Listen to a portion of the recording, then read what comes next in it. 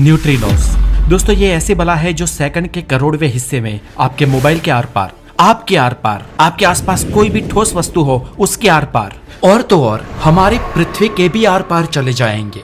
और जब तक मेरा ये वाक्य पूरा होगा तब तक तो ये ब्रह्मांड में कहीं दूर चले गए होंगे।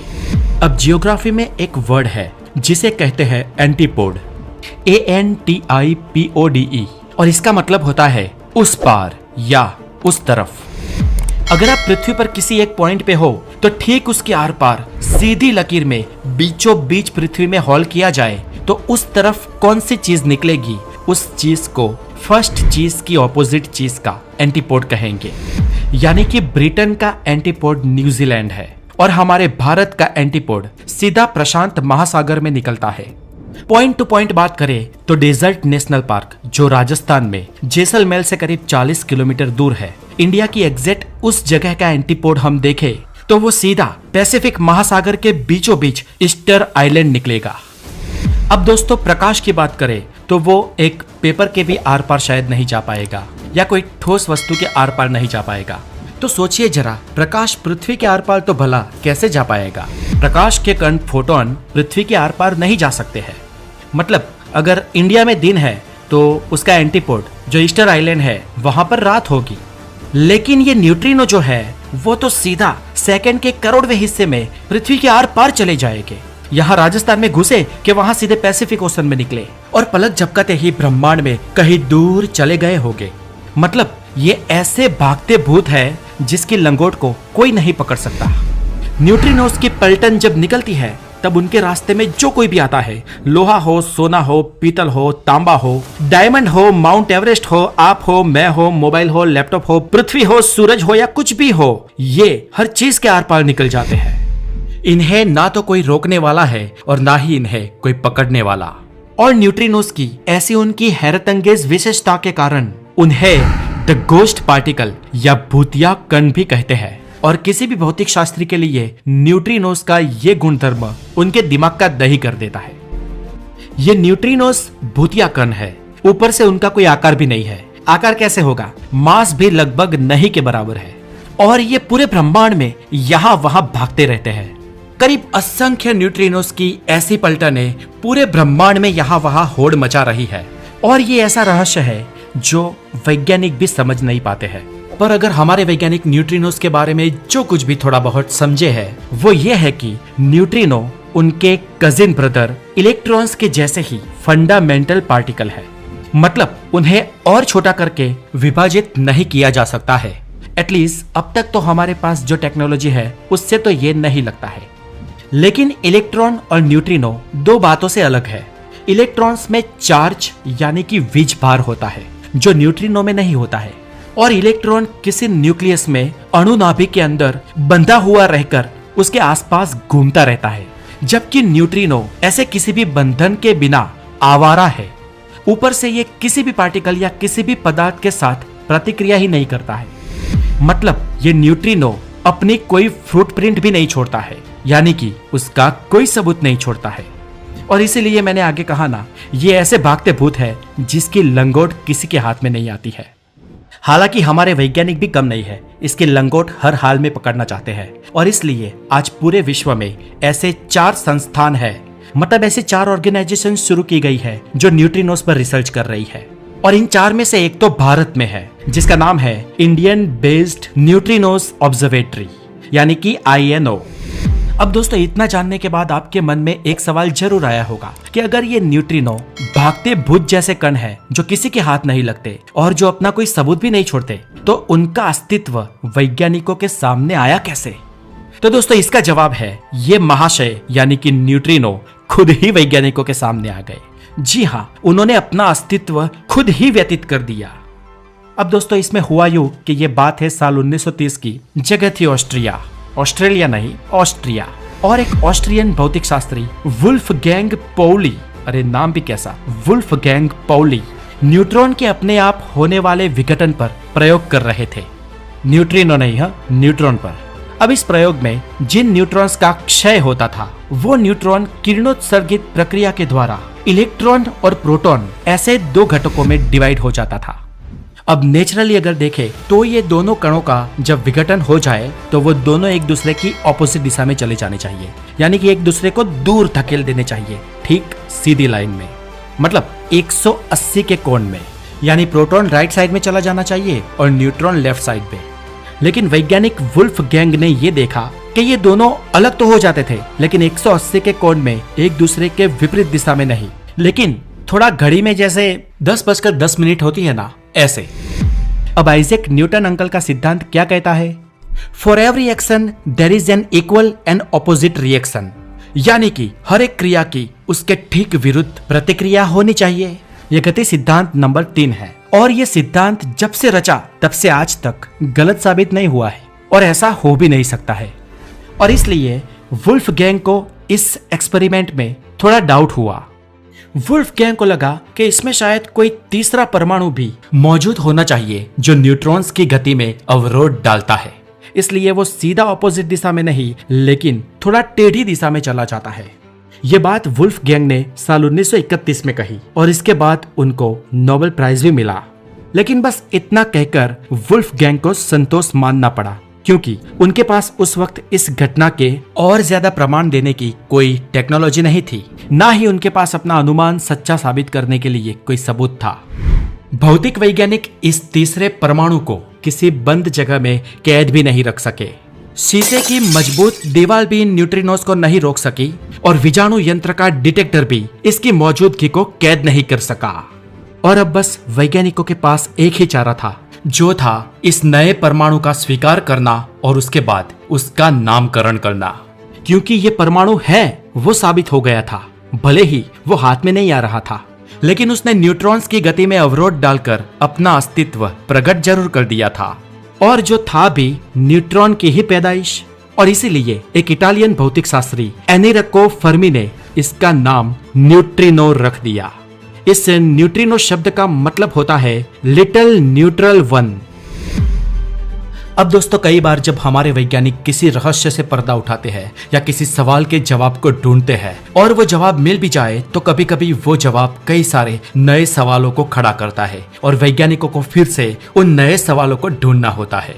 ठीक ऐसे ही न्यूट्रिनो को ढूंढ निकालने के बाद उससे रिलेटेड 2 प्रश्न वैज्ञानिकों के मन में आए।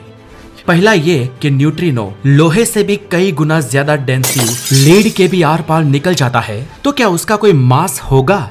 क्योंकि दोस्तों, ये लीड या जिसे हम शीशा कहते हैं, वो 1 मीटर का हो या 1 किलोमीटर का, न्यूट्रिनोज को कोई फर्क नहीं पड़ता है। इतना ही नहीं दोस्तों, अगर लीड से बनी कोई वस्तु 1 प्रकाश वर्ष चौड़ी हो ना, फिर भी संभावना है कि न्यूट्रिनो उसके आर पार निकल जाएंगे।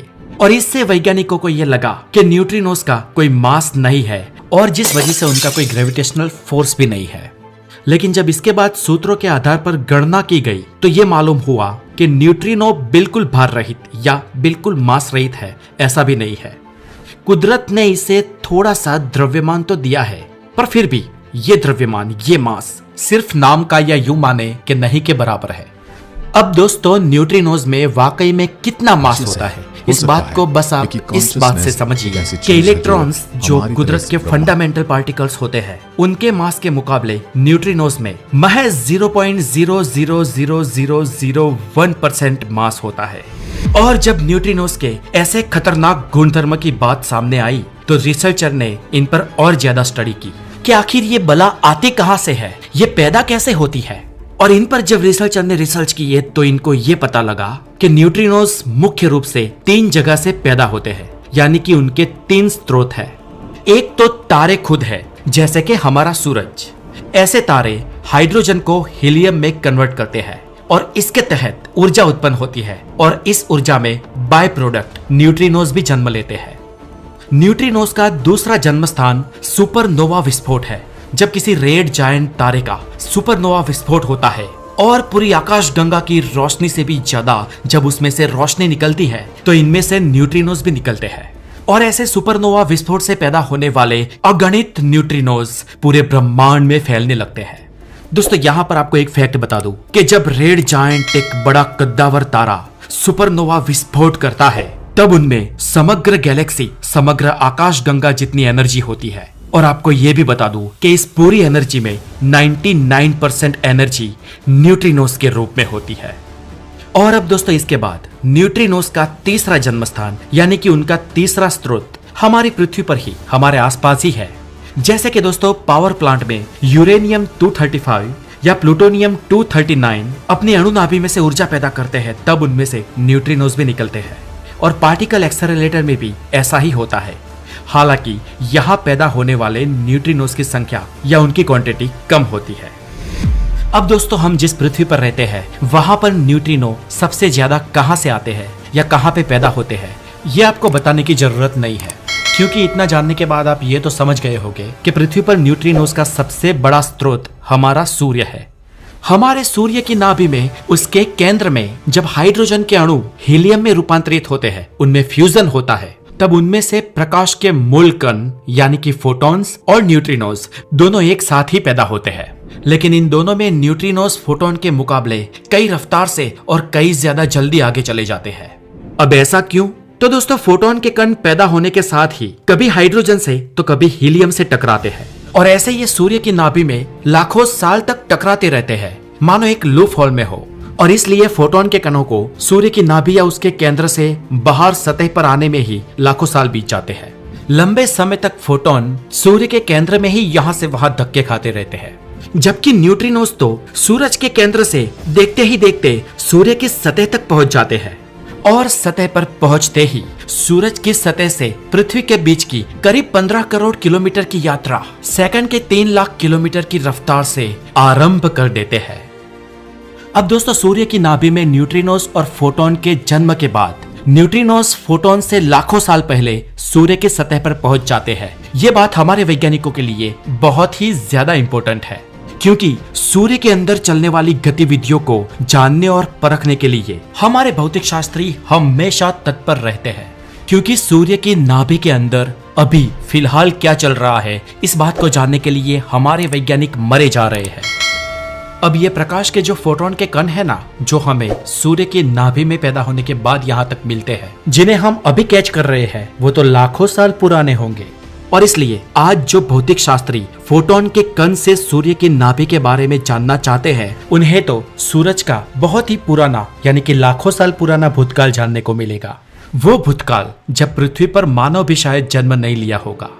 लेकिन फिलहाल अभी हाल वर्तमान में सूर्य के केंद्र में क्या घटित हो रहा है, वो तो भौतिक शास्त्रियों को न्यूट्रिनोस के माध्यम से ही पता चल सकता है।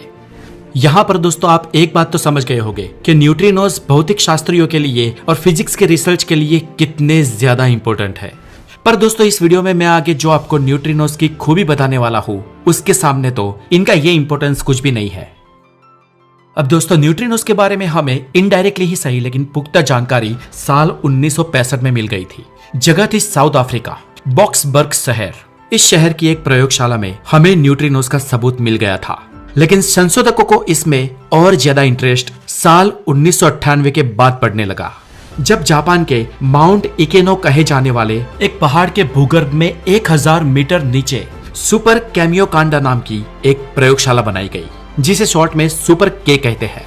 इस सुपर के प्रयोगशाला के अंदर अंडरग्राउंड में करीब 10 मंजिला ऊंची और 33 मीटर रेडियस वाली एक बहुत बड़ी टंकी बनाई गई थी, और इस टंकी में 4.76 करोड़ लीटर पानी डाला गया। और इस टंकी की अंदरूनी सतह 13,000 मल्टीप्लायर ट्यूबों से बनी हुई थी, और ये प्रत्येक ट्यूब प्रकाश का तेज 10 करोड़ गुना ज्यादा बढ़ा देती थी। फॉर्मूला ये था कि जब न्यूट्रिनोस इस टंकी के पानी में प्रकाश की गति से ज्यादा गति से यात्रा करेंगे, तब इतनी स्पीड से जो भी थोड़ा बहुत प्रकाश जन्मेगा, उसे ये फोटो मल्टीप्लायर्स ट्यूब और ज्यादा तेजस्वी बना देगी। अब दोस्तों यहाँ पर आपने मेरे एक शब्द पर गौर किया होगा, प्रकाश की गति से ज्यादा। अब कुछ लोग बोलते हैं कि न्यूट्रिनोस की गति प्रकाश की गति से ज्यादा है, यानी कि फोटोन से ज्यादा। लेकिन फ्रेंड्स असल में ऐसा नहीं है। फोटोन से ज्यादा इस दुनिया में अभी तक कुछ भी हमें मालूम नहीं हुआ है, तो फिर यहाँ मैं प्रकाश की गति से ज्यादा क्यों बोला? तो दोस्तों कैच ये है कि ये बात पानी के अंदर की है। जी हाँ दोस्तों, मैं आपको समझाता हूँ। प्रकाश की गति पानी के अंदर धीमी हो जाती है, यानी कि पानी के अंदर प्रकाश पर सेकंड 2,25,000 किलोमीटर की गति से यात्रा करता है, जबकि शून्य अवकाश में प्रकाश करीब 3 लाख किलोमीटर पर सेकंड, एग्जैक्टली बोलूं तो 2,99,792 किलोमीटर पर सेकंड की गति से यात्रा करता है। अब ये न्यूट्रिनोज भी शून्य अवकाश में तो प्रकाश की गति से ही यात्रा करते हैं, लेकिन मैंने आगे बताया ना कि न्यूट्रिनोज के रास्ते में कोई भी चीज रोड़े नहीं डाल सकती है। यानी कि न्यूट्रिनोज पानी में भी करीब 3 लाख किलोमीटर पर सेकेंड, यानी कि प्रकाश की जो स्पीड शून्य अवकाश में है उसी स्पीड से न्यूट्रिनोज पानी में भी यात्रा करते हैं। यानी कि पानी में भी उनके लिए कोई अवरोध नहीं है और इसीलिए न्यूट्रिनोज की पानी के अंदर स्पीड प्रकाश की स्पीड से ज्यादा हो जाती है। अब आप समझे दोस्तों। अब फ्रेंड्स 1998 में जब जापान में सुपर के प्रयोगशाला में यह प्रयोग किया गया तब कुछ न्यूट्रिनोज का अस्तित्व वैज्ञानिकों के हाथ भी लगा। लेकिन दोस्तों जापान की प्रयोगशाला की इस टंकी में जो न्यूट्रिनोज वैज्ञानिकों को मिले उनकी संख्या उतनी नहीं थी जितनी होनी चाहिए। अब इसका क्या मतलब? तो दोस्तों हमारा सूर्य प्रति सेकंड पृथ्वी की पर सेंटीमीटर की सतह के हिसाब से करीब 65 अरब न्यूट्रिनोज भेजता है। अब सुपर के की उस प्रयोगशाला की टंकी के अंदर पर सेंटीमीटर जितने होने चाहिए उससे कम न्यूट्रिनोज ने अपनी हाजिरी दर्ज करवाई। अब ऐसा क्यों? तो दोस्तों इसका कारण यह था कि उन न्यूट्रिनोज ने अपने स्वरूप को, अपने रूप को बदला था और इसलिए कुछ स्पेसिफिक प्रोग्रामिंग वाले इन लेटेस्ट इक्विपमेंट्स में भी कई न्यूट्रिनोज डिटेक्ट नहीं हो पाए। अब फ्रेंड्स यहाँ पे आपको बता दूं कि न्यूट्रिनोज कण के 3 गुणधर्म है, यानी कि वो 3 स्वरूप बदल सकते हैं। जैसे वो त्रिदेव ना हो, जिसमें उनका एक मूल स्वरूप होता है इलेक्ट्रॉन न्यूट्रिनो, दूसरा है म्यूऑन न्यूट्रिनोज और तीसरा है टाउ न्यूट्रिनोज। और ये न्यूट्रिनोज अपना स्वरूप बदल सकते थे। इससे हमें ये बात जानने को मिली कि उनमें 100% मास होना ही चाहिए, क्योंकि बिना मास कोई चीज अपना स्वरूप बदल ही नहीं सकती है। अब यहाँ फ्रेंड्स वैज्ञानिकों को यह तो पता चल गया कि न्यूट्रिनोज होते हैं, ऊपर से त्रिदेव के माफिक 3 स्वरूप भी बदलते हैं और उनका मास भी है। लेकिन इस लेटेस्ट स्टडी ने वैज्ञानिकों को और ज्यादा दुविधा में डाला। अब क्यों भला दुविधा में डाला? तो दोस्तों यहाँ समझिए कि प्रति सेकंड 1000 अरब मल्टीप्लाई 1000 अरब न्यूट्रिनोज एक वयस्क इंसान के शरीर में दाखिल होते हैं। अब इनका मास नहीवत है, इसलिए उस इंसान के आर पार तुरंत निकल जाए उसे पता भी नहीं चलेगा। लेकिन यहाँ समझने वाली बात यह है कि प्रति सेकंड 1000 अरब मल्टीप्लाई 1000 अरब न्यूट्रिनोज हर एक इंसान के शरीर के आर पार निकलते हैं। अब दोस्तों ये न्यूट्रिनोज का छोटा सा कद और नहीं के बराबर उनका मास, जो कुछ भी नहीं है, ये वास्तव में कितना बड़ा हो सकता है, ये कितना बड़ा चेंज ला सकता है, मैं आपको बताता हूँ। मान लो कि ये न्यूट्रिनोज एक इंसान के आर पार जो प्रति सेकंड पसार हो रहे हैं, उस एक इंसान के जन्म से लेकर मृत्यु तक जितने भी न्यूट्रिनोज उसकी पूरी लाइफ में उससे पसार हुए हैं ना, उसका अगर कैलकुलेशन किया जाए, मतलब उन सभी को इकट्ठा किया जाए, तो उन सबका टोटल मास एक संशोधन के हिसाब से 0.000000000000001 किलोग्राम से ज्यादा नहीं होगा।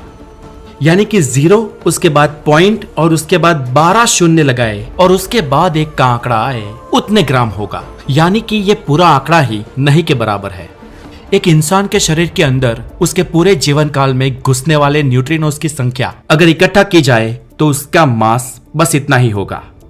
अब चलिए दोस्तों इससे भी एक स्टेप आगे सोचते हैं और मान लीजिए कि पृथ्वी पर आज दिन तक जितने इंसान जन्म ले चुके हैं और जितने इंसान आज इस पृथ्वी पर मौजूद है, इन सभी इंसानों के पूरे जीवन काल में कितने सारे न्यूट्रिनोज पसार हुए होंगे। और दोस्तों क्या आप जानते हो कि इन सभी न्यूट्रिनोज का कुल वजन कितना होगा? तो फ्रेंड्स एक रिसर्च के मुताबिक अब तक पैदा हुए इस पृथ्वी पर जितने भी इंसान है, उनमें पसार हुए कुल न्यूट्रिनोज का वजन 0.15 किलोग्राम होना चाहिए, यानी कि करीब 150 ग्राम। सोचिए दोस्तों वजन कितना बढ़ गया।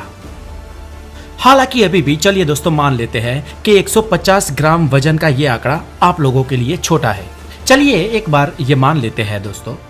पर दोस्तों सोचिए कि ये तो वो न्यूट्रिनोज है जो इस पृथ्वी पर जन्मे इंसानों के शरीर के आर पार हुए हैं, जबकि हमारा सूरज तो पूरे ब्रह्मांड में पृथ्वी के अलावा भी सभी जगह पर न्यूट्रिनोज का धोध बहाता है और ये बेशुमार धोध पूरे ब्रह्मांड में जाता है।